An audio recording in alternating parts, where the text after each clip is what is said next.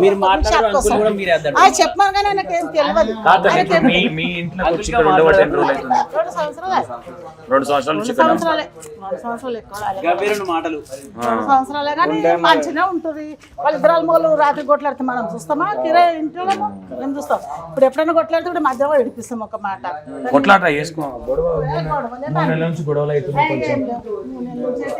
అంతకు సంవత్సరం మొదలు తల్లంతా పోయిందగా 1 నెల పోయింది.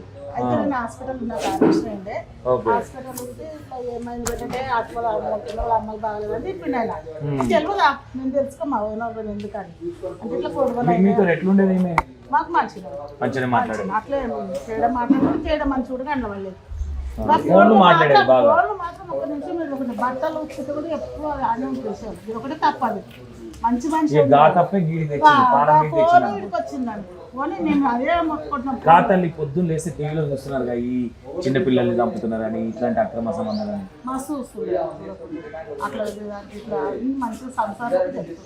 మీకు కూడా అమ్మాయి అయ్యో అక్క ఇట్లా అయింది అట్లా మంచిగా మాట్లాడుతుంది అట్లా మంచి. కానీ మీకు తెలిసిన తర్వాత ఎట్లా అనిపించింది ఈమెనే ఈ పని చేసింది?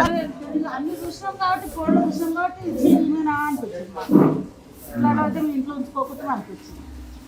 ఆయన చిల్లర కాదు, ఆయన మంచి పోతే వారు మనిషి మంచి మంచి గప్చు బండి నడిపిస్తారు.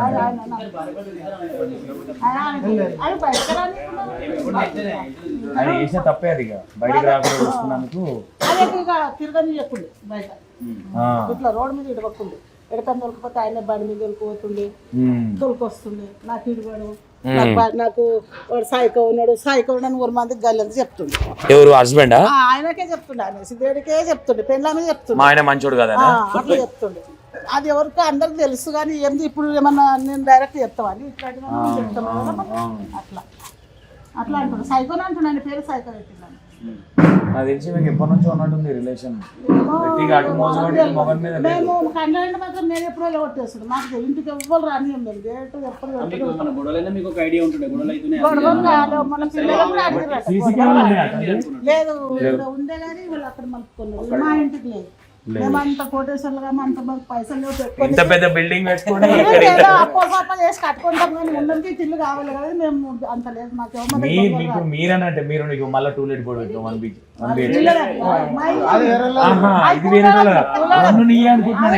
కూర్చొని ఏమైంది ఇట్లా మంది వచ్చారని కిందికి వచ్చిన అంతే. నేను ఎక్కువ దిగా నాకు ఆపరేషన్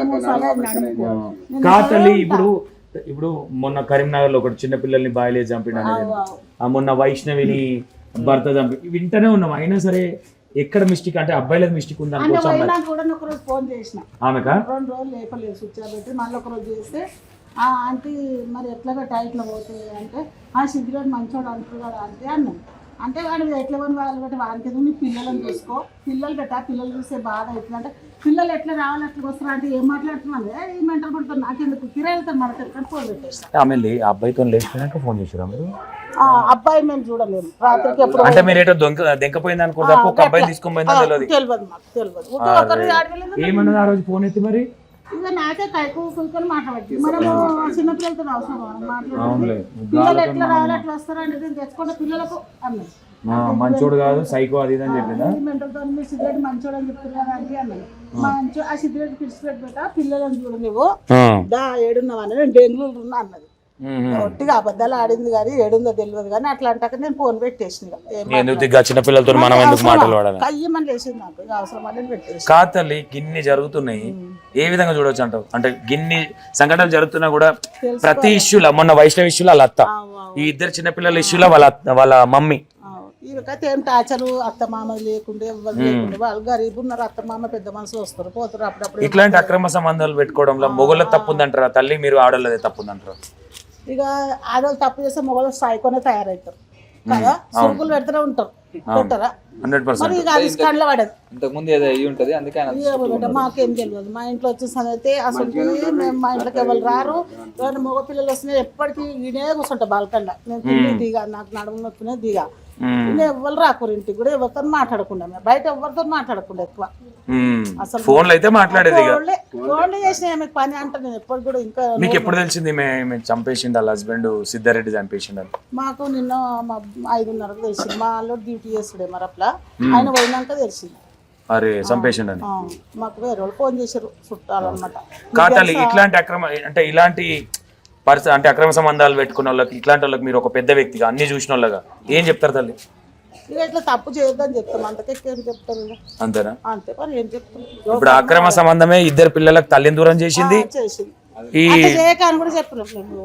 పోయినా కూడా నాకు ఫోన్ చేసి రాబెట్ట పిల్లలు ఆయన కూడా అన్నాడు, నాకు కూడా అన్నాడు, ఏమన్నా మస్తు ఓపిన అంటే నేను మస్తు ఓపిన ఇట్లా ఎందుకు చేసేబెట్టా మరి ఏమన్నా అనుకున్నట్టే ఏమనుకోలేదంటే వీళ్ళు ప్లాట్ కొన్నారు, బోరేసిండ్రు, ఇల్లు కట్టుకుంది మరి మీ ఇంట్లో ఉండి ఇల్లు కట్టుకుంటామని చెప్పిండు ఆయన.